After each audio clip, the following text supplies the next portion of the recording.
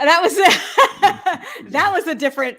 I hit the wrong opener. That was a different opener, but Yeah. we'll take it. We'll take it because we are live, and that's what we do. Yes, yes. And when you're live, you got to learn to roll with the punches. So Carrie, thanks for joining me today. Hey, everybody, let us know where you're watching from. We'd love to know, and give us the temperature where you are. I can tell you, I'm in Austin, Texas, and it is right around 80 degrees here. Tomorrow is Willie Nelson's 90th birthday, and I'm telling you, everywhere I've been so far today, I hear Willie Nelson everywhere, whether it's the radio, whether it's blaring from different buildings. Austin is Willie Nelson, just like infatuation, and rightly so. He is an absolute icon in this town. He is a legend. So, at the top of this live Facebook, let me just say happy birthday, happy 90th to you, Willie Nelson. What a spectacular life you've led. Yes, absolutely. And a little known fact about Willie Nelson is that he actually celebrates his birthday over the 2 days. So today and tomorrow, because he was born, sort of at the end of the day, close to midnight. And so he's always celebrated his birthday over 2 days. But we here in Austin celebrate his birthday every day because we need him as long as we can possibly have him on this earth. It is so true. So today we're going to be punching out. Speaking of punching, we're going to be punching out like what are my 5 must-haves in the kitchen. And this isn't so much me personally, but as a family, as an Esselstyn family of 5 people, 3 kids, 9, 14, and 15. What do we just need as staples each and every day? And then, Carrie, you're also going to share a couple things that you need in your kitchen. Mm-hmm. And yours may not necessarily be food. Mine are all food. I have a little combination of food and gadgets, and so we can debate. I've always loved how diversified you are in life. So this is going to be exciting for everybody. So let's just kick it off. So this may be one that people may or may not think as something you need, but I can tell you this helps make the world go round in the Esselstyn household. And it's this. I'm going to hold it up and let's see if you guys can guess what it is. No. Come on. Okay. Are we getting any comments? I don't know. But hey, usually there's a little bit of a delay. But this, my friends, this is Nooch. We call it nutritional yeast. And,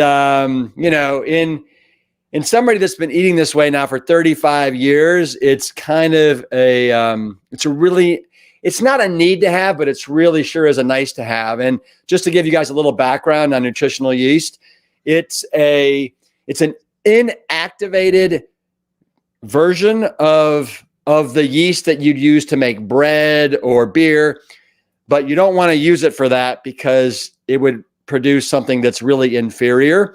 And it's got this really, really nice, savory, umami, kind of cheesy flavor. And it gets its name from the nutrients that it contains. So believe it or not, nutritional yeast, guess what percentage protein it is, Carrie? I'm going to say, I knew you were good. Let's just say a tablespoon is 50 calories. How many calories are coming from protein? I'll say 2 grams of protein. So that would be 8. So there's 8. So you're saying 8. For protein. It's 25 calories. It's 50% protein. Wow. Okay. Yeah. Who knew? I'll be right back. Yeah. And it's also got a nice wide variety of vitamins and minerals and antioxidants. And one of the reasons why I know so much about nutritional yeast, and I could go on for 10 minutes, but I'm not, is because in 2000, I believe it was 11 or 12, I was on the Dr. Oz show, and he wanted me to talk about freeze-dried strawberries, the health benefits of strawberries, and then also nutritional yeast. So Awesome. And Marley points out that yes, it does have a lot of B12 in it as well. Well, but that's not entirely true. That's when it's fortified, right? Ah, interesting. Yeah. And not all nutritional yeasts are fortified. So, for example, Red Star. Red Star is a brand, and theirs is fortified, or I should say, made, grown with the B12 in there, but not all are. But Yeah. good point. Yeah. Yeah. I'm just going to turn on my comments here so I can see what's going on. Yeah. And I put Nooch on, as most of us do, darn near everything. So popcorn, pizza. I put it on our pastas that we make. If I am having an Ann Esselstyn inspired moment, I will put it on my oats with the turmeric and my leaf and my greens in there. I mean, Nooch, it's just so versatile. It's so versatile. Soups, everything. So versatile. And I'm looking at Sylvia Fredericks, who says it's a fave of Jon Stewart. Yeah, I don't know. There's an Instagram post where Jon basically is taking spoonfuls of nutritional yeast and just eating it like peanut butter. I mean, it's like, you got to be kidding me. but it's also, nutritional yeast is actually, there's several studies that have shown lots of health benefits to consuming nutritional yeast, ranging from helping to lower our cholesterol levels, helping to boost our immune systems, helping to protect us from cellular damage due to oxidative stress that obviously leads to disease. And just to piggyback on what you said, Carrie, in our household, we use it for so many things. Pizza, popcorn. Just 2 days ago, we used it with salt and pepper in mashed potatoes, Yukon Gold potatoes. So incredible. You know, one of the things that I try and get a lot of is obviously green leafies. And a nice hack to get in green leafies without kind of knowing it, to me, is cauliflower. Cauliflower is a green leafy. And so you can basically, put it in a, what's it called? A strainer, a strainer where you can steam, your broccoli, your cauliflower, potatoes. Yeah. We put a bunch in there, and then we mash it up, and then we put in our, our herbs and spices and nutritional yeast. And it's a lot like mashed potatoes. That actually sounds delicious. Yes. Yeah. That sounds really good. It's really nice. Because cauliflower, I know, is hard for people. It's not an easy cruciferous vegetable to eat unless the texture's got to be perfect, and the spice blend that you put on it has to be good. And I want to give a shout out to my man, Trucker Steve, who was just with me, 2 weeks ago. I think it was on a Friday Live. And he says here that he puts it in his salad dressing. Perfect. Fantastic. Nicely done. Nicely done. And somebody asked if you have a recommended amount to take in each day. Like, I never measure it. I just sort of put it on so much that. No. Yeah. No, I know. But I can tell you that I would say I probably never do more than 2 tablespoons a day. Okay. Yeah. And again, remember, a tablespoon is about 50 calories. So, 100 calories, maybe. And I don't have it every day, but when you want it, you want it. Yeah. So, getting back. So pizza, mashed potatoes, mashed cauliflower, obviously you said it, popcorn. What else do I love it with? And this is I'm talking about this next, but, we, kind of a mainstay in our house is scrambled tofu. Yeah. And we have it either for breakfast or sometimes for dinners. And we put on like 5 or 6 tablespoons of that nooch in there, along with turmeric and salt and pepper, red chili flakes. And it is so incredibly good. Yeah, there's, I think, I want to say it's Carly Bodrug's cookbook, and I'm sure it's been in some of yours too. Well, actually, I know that your very, very popular cheesy chickpea recipe, the actual cheesy chickpea sauce is the aquafaba, and a lot of nutritional yeast in there, along with some like tamari and things like that. Yeah. No, good. So good. Yep. And then also a lot of times we'll do tofu slices and roast them in the oven, and we'll do some nutritional yeast on top of there with a little bit of low sodium tamari. So that nutritional yeast is just, when we don't have it in the house, everybody's like, oh, you gotta be kidding me. Yeah.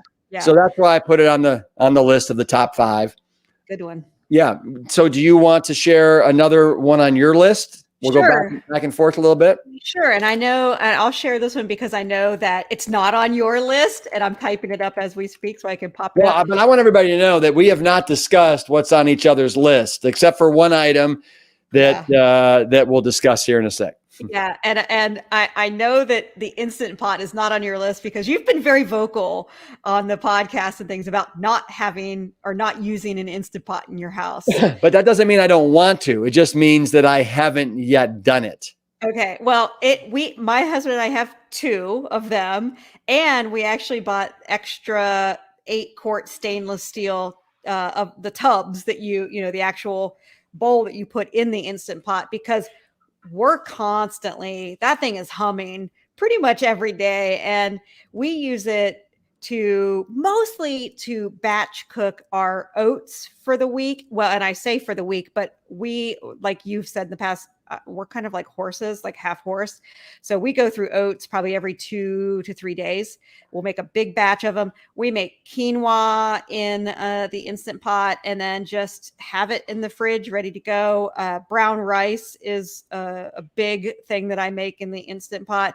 Last week, I just made like a 15-bean stew, and it was so I've got 3 Tupperware containers in the freezer right now because I made so much of it that I couldn't eat it all. So nice. That's good. Yeah. So I made a stew. The other thing that I found on YouTube and we experimented with it and it went very well is that we made our own soy yogurt, like Greek style soy yogurt in the Instant Pot last week, and it was so good. And it was not a Plant Strong recipe, meaning it didn't come from you, but I found it on YouTube, and it was literally just a starter pack of yogurt that you buy from Amazon or wherever, just like a little packet of yogurt starter, and soy milk. And I bought the Eden soy, which is just soybeans and water. That's it. Not there's no flavor, there's no sugar or anything. And I can share that recipe or post it later or something. But all you really do is fill a mason jar with the starter packet, and you fill the mason jar with the soy milk. You put it in your Instant Pot, and a lot of new Instant Pots actually have a yogurt button, which is usually 12 to 14 hours. You wake up the next day, open it up, you've got soy yogurt, and it's wonderful. Yeah. Wonderful. Yeah. So our man, Trucker Steve, is already trying to hit us up with mushrooms. How about mushrooms? Because if you remember, 2 weeks ago, he told us how much he loved mushrooms. But Steve, I'm just gonna be completely transparent with you. Mushrooms did not make my top 5 list. I don't know about Carrie, but they didn't make mine. They didn't make mine. I have a quote. My quote is, "I married a fun guy. I don't eat them." Okay. I'm like you with eggplant, Rip. I just cannot stand mushrooms, which makes me a pitiful Plant Strong person. But I've tried every which way. And well, you're not a very fun girl then. So, I am earthy. Earthy. Yeah. So I wanted to just give you guys a little bit of a education on cheese, because so many people find nutritional yeast to be such a great cheese substitute, right? As we've been talking about. So you guys know sometimes I can go off on a diatribe around cheese. And I like to say that we have to stop worshiping at the Church of Cheeses 7 days a week. We as Americans are addicted to cheese. It is our form of dairy crack. It truly is. And it's because it is such a concentrated source of not only calories, but also cholesterol, saturated fat, sodium, and of course, casomorphines. I'm going to talk a little bit about each one of those. But to put this in perspective, Carrie, 50 years ago, we were eating roughly 5 pounds of cheese per person per year.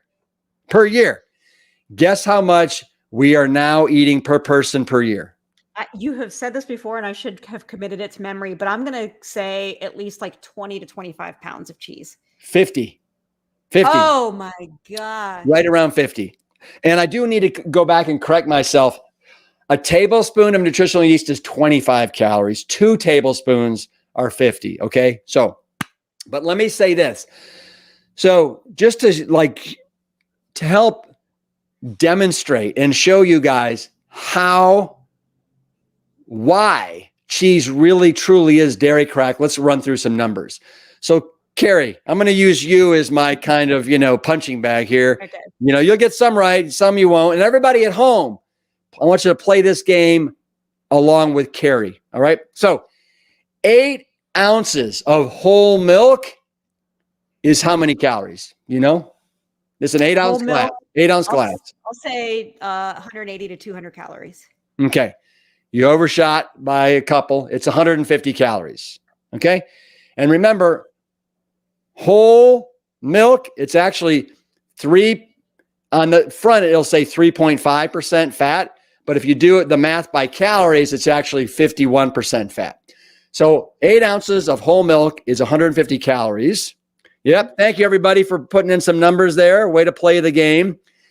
8 ounces of melted, let's just say for the purposes of today, of cheddar cheese. 8 ounces of melted cheddar cheese. How many calories do you think? 700 to 800, because 8 ounces is a lot. Okay. Well, it's a lot, but let me tell you right now, when I used to have cheese on my pizza, I would take it off because I just thought it was so nasty. I would put it in a big pile and it would be like half a pound easily. Right. But, and think how much they put cheese. You get double cheese, triple cheese. They put it through the crust. I mean, it is crazy. So 8 ounces of melted cheddar cheese, you fill up that cup, 960 calories. That's like, it's not a daily allotment, but it's darn close to a daily allotment of total calories. It's basically almost 7x what a glass of milk is. Just to put in perspective what a concentrated source of calories it is. All right, everybody, again, Trucker Steve, Hazel, Philip, Jeanette, thank you for playing. All right, let's move on. Okay. 8 ounces of whole milk has how many grams of total fat in a glass of milk? That's 150 calories. How many grams of fat? I'm not talking like specific, like saturated or anything like that. I'm just talking total fat calories. 10. Very close. Remember, I said that whole milk is 51% fat. So it's actually 8 grams of fat are in 1 8-ounce glass of whole milk. Now, let's move on. 8 ounces of cheese. 8 ounces of cheese. How many grams of fat? Okay, so if it's 800 calories. Oh, wait. Did you say how many? No. Did you throw that percentage out of you said it was? No, well, I said 960 calories. Okay, but you did not give a fat percentage. I was going to do the reverse math. I didn't. I didn't. Let's see, 100. You said how many grams of fat in 8 ounces of cheese? Yep.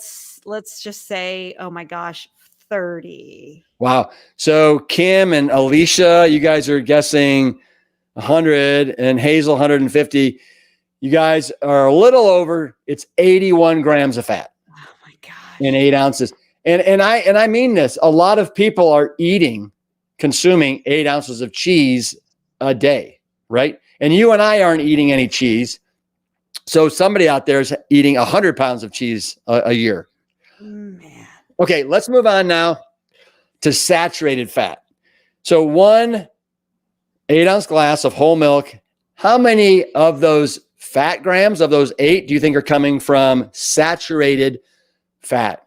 This is the kind of fat we do not need, right? It clogs up our arteries, promotes insulin resistance, contributes to tumor and cancer formation. What do you think? I'll say 3 to 4. 5. So even more than I was. Gosh. 5. And 1 ounce of cheese, 1 little bitty ounce of cheese. How many grams of saturated fat do you think there are? Oh God. Let's see, like 10 grams of saturated fat. 5. 5. Okay. 5. Okay. So Now let's move on to cholesterol. You know how everybody else is way smarter than I am on the math. Look, look at all those fives. I know you guys are doing great. So now let's move on to cholesterol. And this is why one of the things I love saying is that, you know, dairy products, whether it's cheese, yogurt, ice cream, they're basically just different iterations of meat products. They have the same DNA. So we like to say that cheese is basically hardened meat. So 1 8-ounce glass of milk has 24 milligrams of cholesterol, which is the exact same amount that you'll find in 5 strips of bacon. Okay? So this is why you're literally, it's like liquid flesh, right? It's like liquid flesh. Now, how much cholesterol do you think is in 1 ounce of cheese? I'll say like 8. 30. What? 30. And to put that into perspective, 3 ounces of red meat, chicken, or really fish has 70.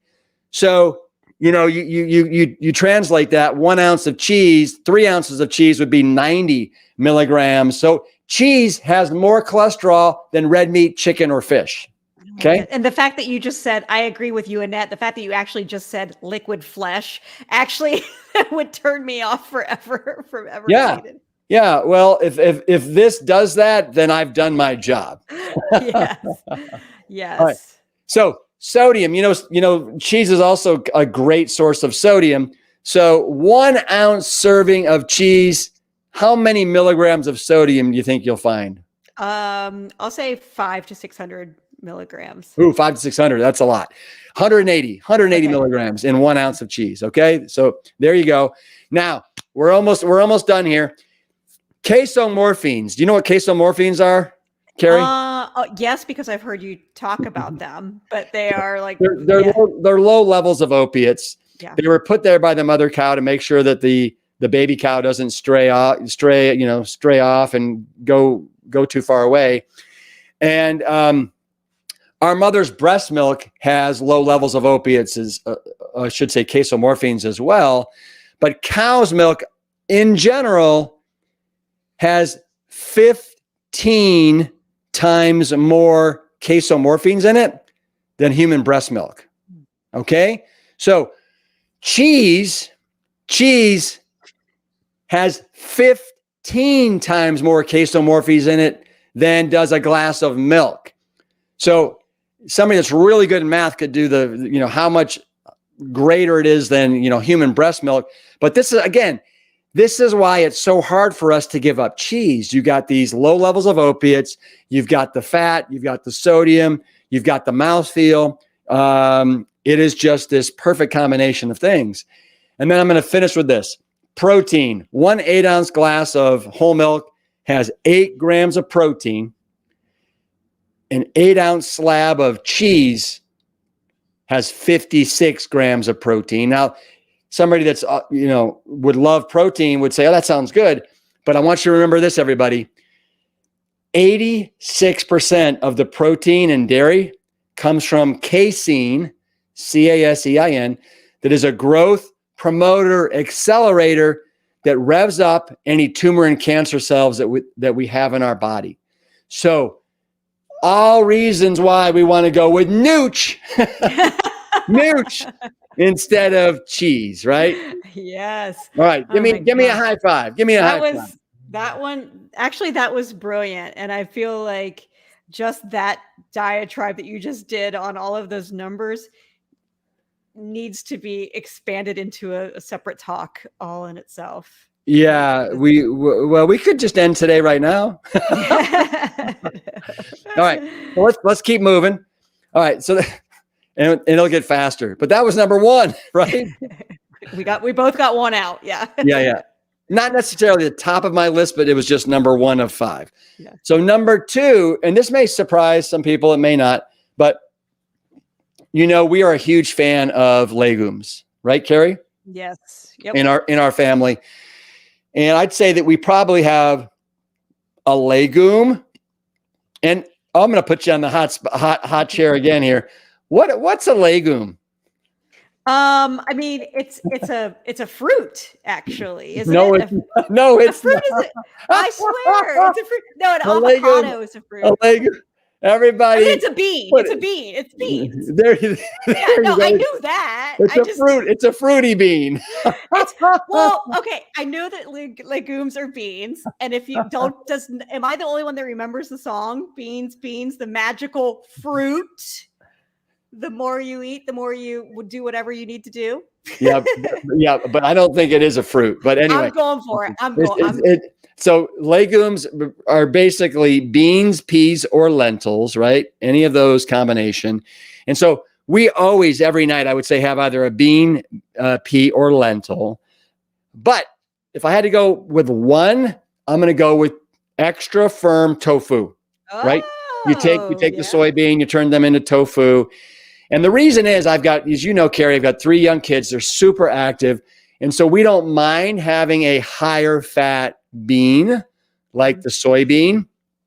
And we love the super firm tofu because it's so versatile. It's so useful.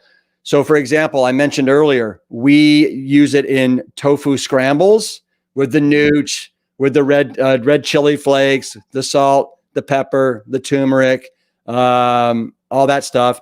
We also use it. We love making tofu steaks, right? In a skillet. We'll do that. We do tofu stir fries. We love doing actually roasted tofu, little slices that we put a little bit of low sodium tamari, some nooch, put it in the oven on a cookie tray with some parchment paper for 20 minutes at about 450, and we love having those as a side or kind of part of our main dish. My youngest daughter Hope loves taking little tofu slices and putting them on crackers as a snack with a little hit of sriracha on top.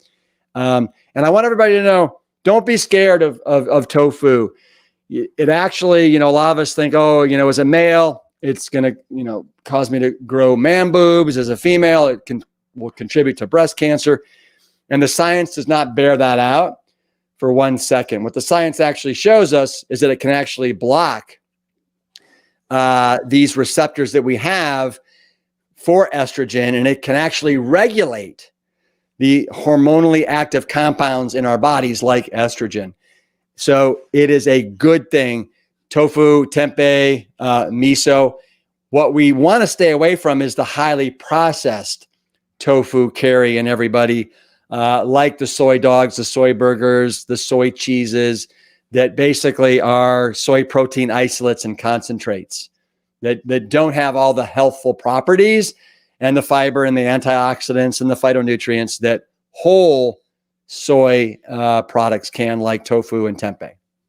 Yep. Okay. And I love tofu as well. It's great to make tacos or oh my gosh, yes, crumble it up and sort of make a like a meat crumbles texture there.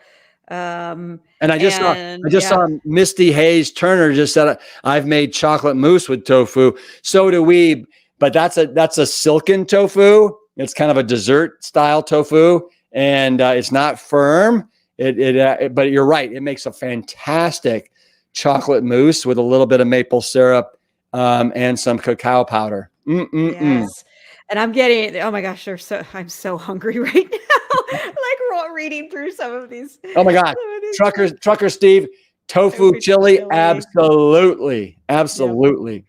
And I think it was Howard earlier. I popped it up there, but he mentioned air fried tofu, as have a couple of people have mentioned air fried tofu. And that was actually my next must have in the kitchen, which is an air fryer. Another thing that I don't think that you use a lot, if ever, Rip, but it's something that we are always cranking at our house. And it's in my household is just myself and my husband. So no kids. We have a cat. Yeah. And that's enough responsibility for me. But the air fried tofu, absolutely. And you can season it or not. I mean, it's you don't really need it because with the air fryer, if you don't put anything on it, It just crisps it just enough that it actually the umami and the mouth feel is perfect. But if we do flavor it, we do like some liquid smoke, some tamari, little maple syrup. There's recipes I know that are in Jane and Anne's recent book, Be a Plant-Based Woman Warrior, that have really wonderful roasted tofu recipes in there with some great flavor. So that was my next can't live without is an air fryer. Yeah, I would like to get an air fryer. I'm just at some point anyway. I got to start with the Instapot, and then I'll move up the ladder to the air fryer. Yeah. I'm looking at some of these comments, and Paul LeMay says that he enjoys chocolate mousse using black beans. Would love to know how you do that. Maybe you could put that in the chat for everybody, because that sounds really intriguing. I also I saw somebody say that they asked about soy. Here it is. So, what do you think of soy curls, dehydrated soybeans? I think they're fine, actually, as long as it's just like soy flour is the ingredient. And I know that Butler's a brand that makes some soy curls that are really neat. So absolutely. Good for taco meat and and like that. Yeah. Yeah. Should we move on? Sure. Yeah. I mean, we're getting some great, I'm writing down food inspiration over here. No, I'm going to go back and watch this on YouTube and then just look at all the comments for inspiration and ideas.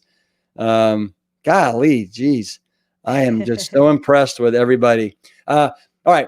So next is, and I'm going to hold these up so everybody can see them.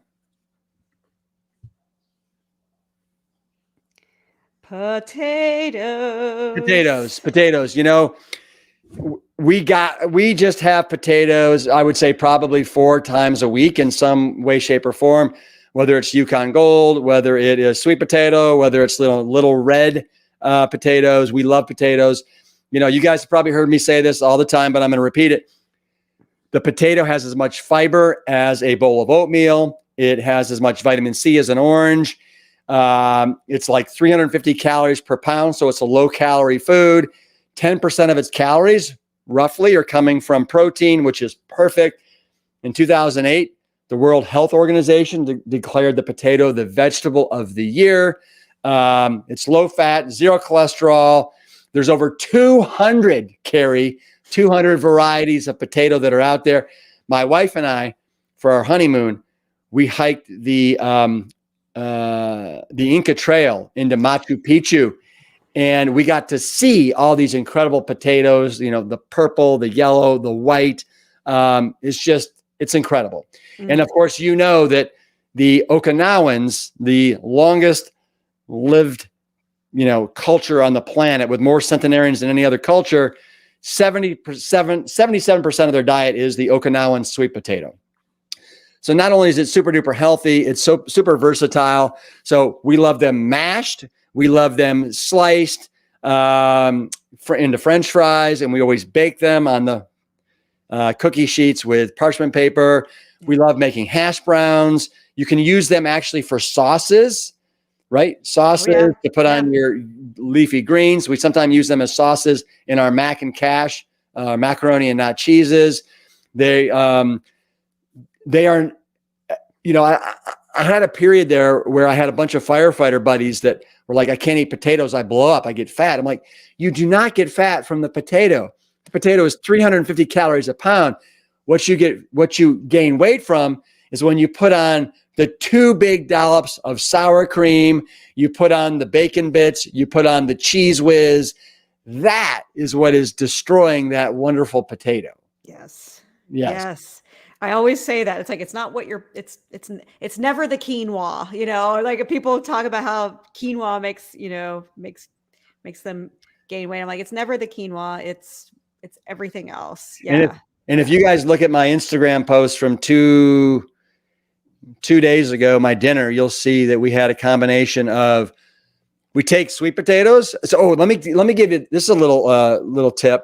You take sweet potatoes, you can cut them in half and then put them on the parchment paper on a cooking sheet and then put them in the oven, 450 for 35 minutes.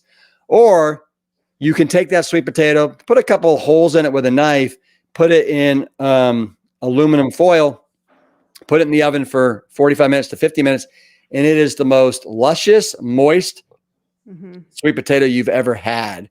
And then another key when you want to do like roasted like potatoes, whether it's French fries or, you know, little potato halves, put them in a pot of boiling water for about 7 minutes, boil them until they're almost soft on the inside, then take them out, then cut them up, then spice them, and then roast them. And the outside is nice and crisp and the inside is perfectly moist. Oh, that sounds so good. Okay. Yeah. Yeah. Okay.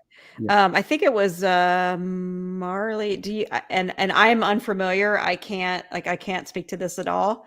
But do you know anything about the Acrylamides? acrylamides? Yeah. I was Medium like, I can't even potatoes? say. I don't no, I mean, I know you can definitely get acrylamides, you know, on toast when you put it in the toaster and you get, you know, the browning and stuff like that. But with potatoes, you know, Marley wrote that. Marley, Yeah.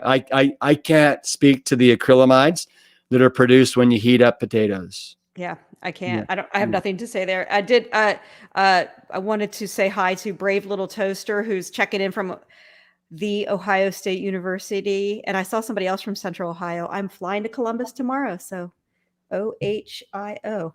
I had to do that little shout out. Nice. Margaret, I like Margaret Sakati here said, really wanted you to know, Rip, that my husband and I have finally parted ways with oil when cooking right here. And we're whole food plant-based for a couple of years, but working on the oil-free piece. Yeah.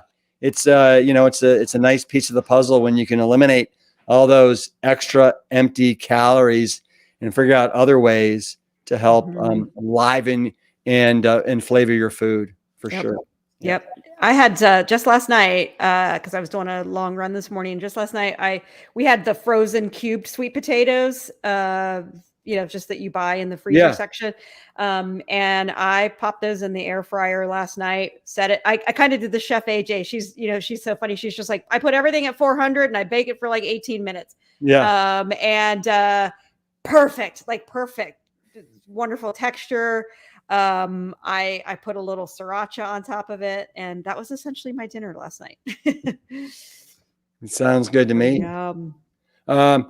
Do you have what's number 3 on your list? So number 3 on my list was another gadget, which is the Vitamix or the NutriBullet, any kind of high-powered blender that I don't use my Vitamix as much as I use the air fryer and the Instant Pot. But what I love about it is wonderful if I'm making my own hummus, which I've started to do a lot more since we can't find your hummus on the shelves. Well, you don't make them anymore, but it's hard to find. I know Cedars has a oil-free, fat-free hummus, but it's hard to find it. So I've just started to make my own hummus. So it's great for that. I blend up a lot of the dressings and things that I like to make for my salads and putting over rice. So I use it quite a bit. But again, I don't think you have to have a Vitamix. I think any kind of strong blender works beautifully. Well, you know, it's funny. Our Vitamix really conked out the other day. My kids have been, again, they're very, very active. They do smoothies. And it just was like staying still and it would shut down and then you have to wait 5 minutes for it to reboot. So we just got a Ninja the other day, and that sucker can like whiz up your food. Yep. Yes, it sure can. Yeah, no, it's great. It's just good. So that was my third one. Nice.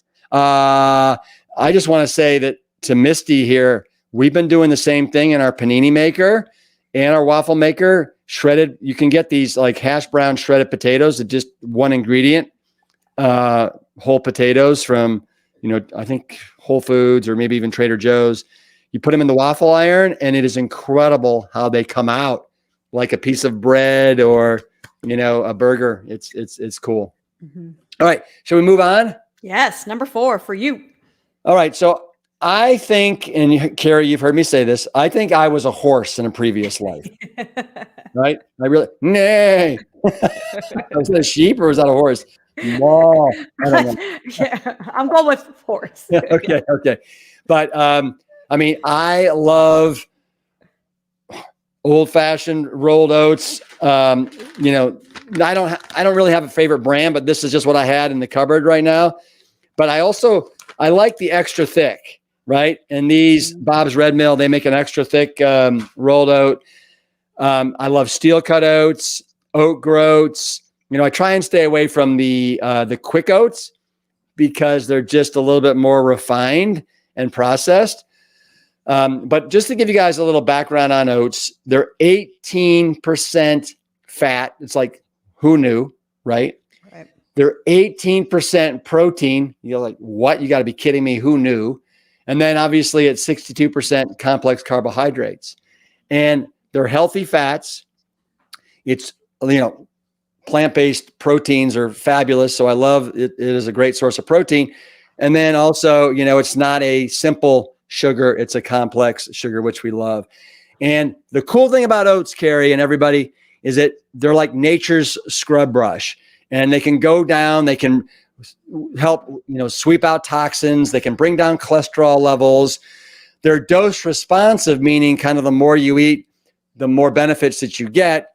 It helps to decrease inflammation in our bodies and help stabilize our blood sugar levels. So if you are type 1, type 2 diabetic, I would recommend that you do steel cut oats because they're less processed. And if you can go there, I would do oat groats because they're even the least processed of all the oats that are out there.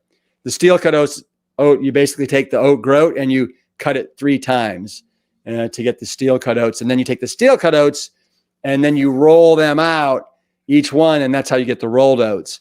And the other thing, Carrie, I find them to be really satiating, Yes. right? And Yes. oats are part of every day for me. Obviously, you know, they're an integral part of the Rips Big Bowl cereal. If I don't have the Rips Big Bowl cereal, I love oatmeal, steel cut oats. I love making oatmeal pancakes. So I throw them in now, the Ninja, the Vitamix. I used to do it, but I just throw some oats in there. I make oat flour in 20 seconds. Then I throw in some whole wheat flour. Then I throw in some cornmeal.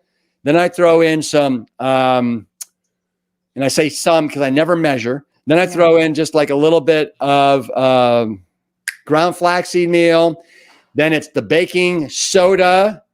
And then it is orange zest, half a handful of walnuts, and then water up to the level. And then I do it, and then I pour it out of the blender.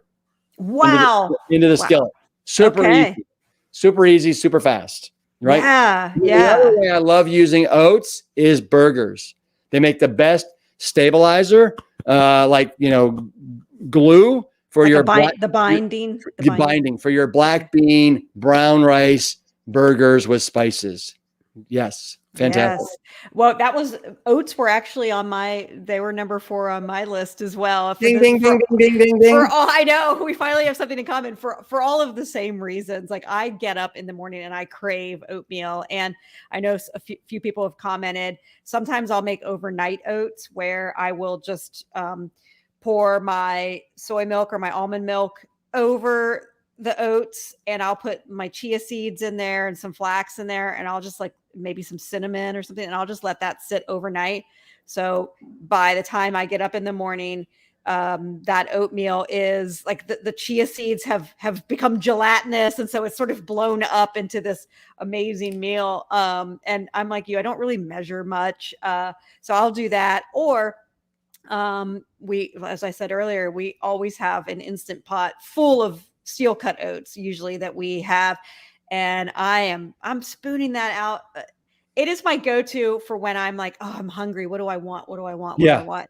And it's my go-to for everything. And fruits like the frozen blueberries, the frozen cherries, we pile that stuff on top of it. I'll use the PB2 pure powder if I want that peanut butter flavor. So I love oats so much. No. Oats they're naturally sweet, right? They're naturally sweet, so it's really, really nice. I also love oat milk. So I mean, oats. So that's why oats are on my list. They truly are. Yeah, you have a grapefruit convert in Brian. Oh, good. Oh my God. Yes. Yeah, I'm trying to keep up with some of these comments. I saw somebody, they said they do oatmeal 6 times a week, fully loaded. I don't know what fully loaded means, but it sounds fun. I don't know, but I'm going to Jeanette's house because And whatever. Yeah. what did Margaret do that? So, oh my God, I would love to try that at Margaret. So what did she say here? Going back to cheese and tofu, do any of you make a tofu caprese? How do you prep the tofu? I cannot answer that, but it's almost like it would be almost like the mozzarella, like a caprese salad, which is basically tomato, mozzarella, and basil, I believe, with like drizzled with balsamic. I think that's like your typical caprese salad. So sounds like the tofu, you would just essentially make your mozzarella. I have not, but it sounds like maybe you would use like a silken, maybe a softer tofu for that, just to give it like, I have not, but once again, we do these at lunchtime and this is not fair. I know. And I haven't eaten lunch yet. Yes. Okay. So, number 5. So we're on to number 5. Oh my goodness gracious. And we're already almost 50 minutes into this Facebook Live.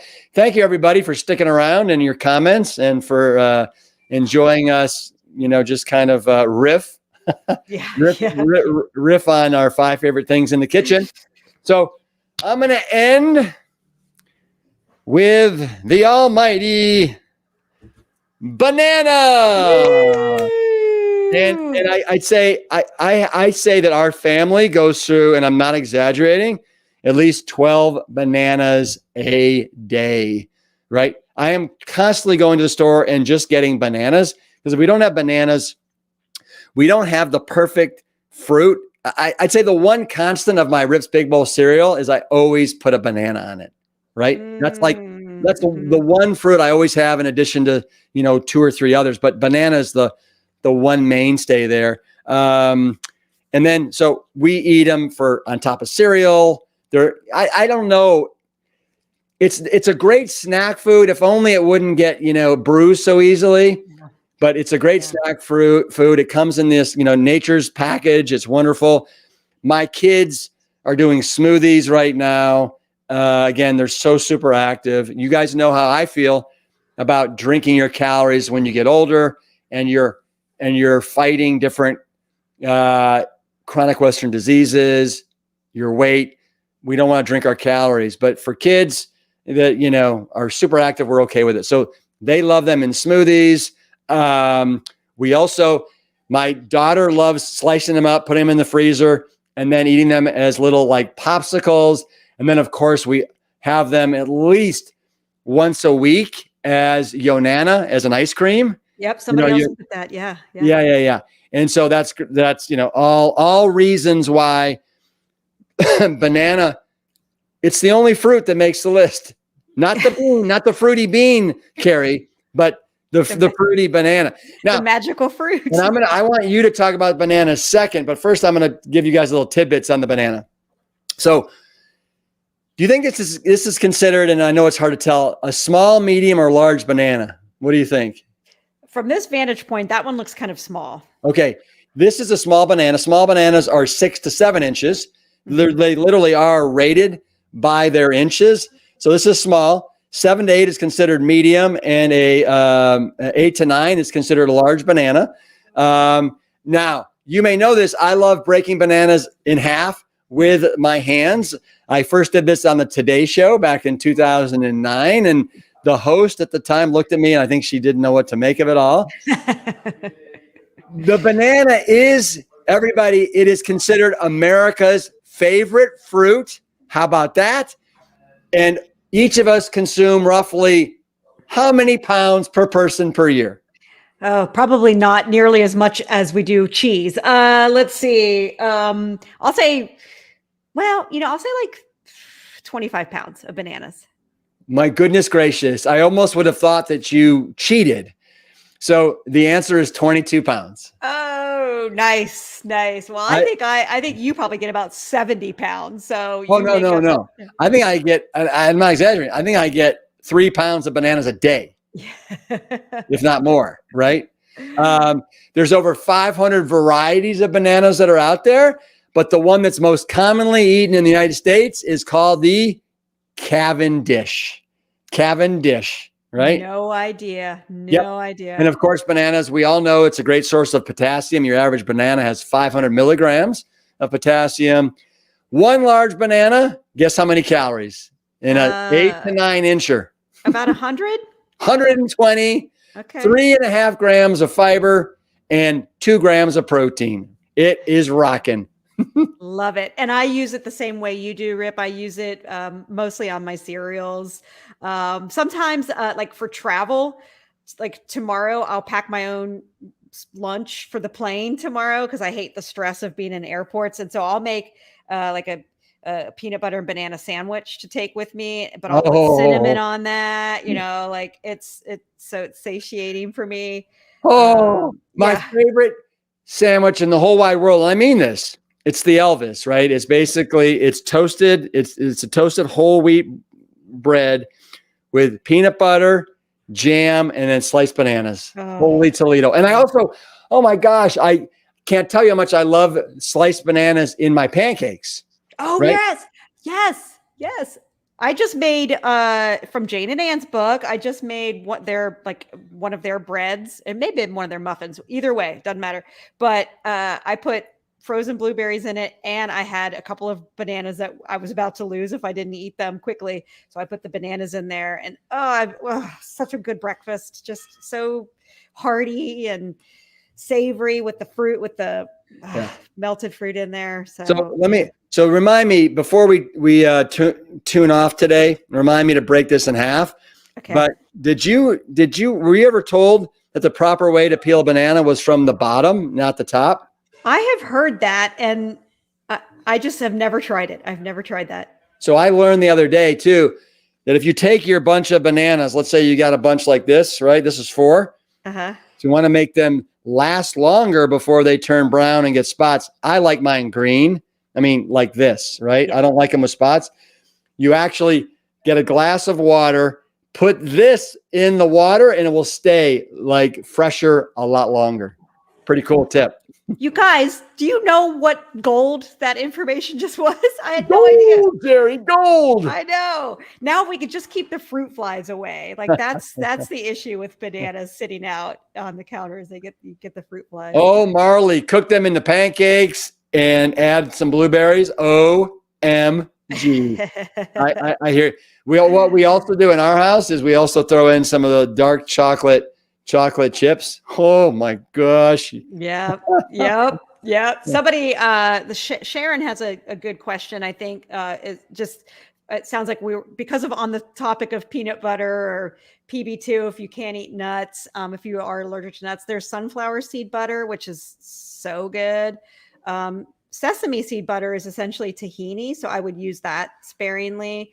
But nowadays they're making, peanut butter, for lack of better phrase, almost out of anything now. But I would try sesame seeds if you don't have an allergy to seeds. I love this comment from Karen Olson. My mom insists on opening on the bottom, which this is the bottom, right? On the bottom, so that you have a handle to hold it when you're eating it. This is brilliant. You can't make this stuff up. So This is why it takes a village, Carrie. Well, you're about to waste about 3 bananas because I have 3 things that we need to see. 1, I need you to peel it from the bottom. 2, I need you to break one open. And 3, I need you to bite into one like you did. No, that's not going to happen. So first I'll start. Okay, I'm going to peel it from the. Oh, can you see that? Oh yeah, that looks easy. I'm going to make this really big here. That looks there we go. Okay, so look at that. So here's my handle down here. I just peeling it down, right? There you go. Done. Okay. It just seems so much harder to get a grip at the bottom. No. You need to get a grip. Come on. It's my Friday abuse session with Rip. Yeah. All right. Okay. So So that Carrie. was your fifth. I No. have one more Oh yeah. that Yeah. you What is know, it? yeah. Well, I originally I had parchment paper, Yeah. because for those of us that don't use oil, which it better be every one of us on this chat, like it is so perfect to put all of your vegetables if you're roasting, or if you're baking bread or whatever using parchment paper. It's so great. It's like nonstick. It works beautifully. So I love parchment paper. I swear my husband and I just discovered it like a year ago, and we now we have like the industrial size containers of it. But so that was I'm gonna get a bonus. Yeah, I want to get some parchment paper and teach everybody a quick trick. Okay. Oh my God, he's hilarious. Okay, so while he's gone, because I know he's going to bash me on this one, my other thing that I can't live without, and I know like I said, he'll have something to say about it, is I love a good sparkling water. Like I love LaCroix, Waterloos, because I don't just love plain water, so I have to flavor it. So I love a good sparkling water. So that was Oh, where Rip was gonna. that I knew it. That's why I said it while you walked away. so foo-foo. I I just love, it's like, why spend water?